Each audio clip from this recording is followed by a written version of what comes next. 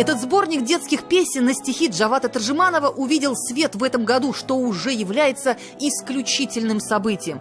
Молодой татарский композитор Алсу Сунгатуллина не просто переложила на ноты стихи человека, который всю свою жизнь посвятил детской поэзии.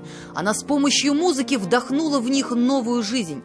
Джават Таржиманов хорошо знал психологию детей. Его стихи легко читать, они лиричны и музыкальны, имеют четкую форму и рифму. И что самое важное, воспевать такие вечные ценности, как дружба, родина, любовь.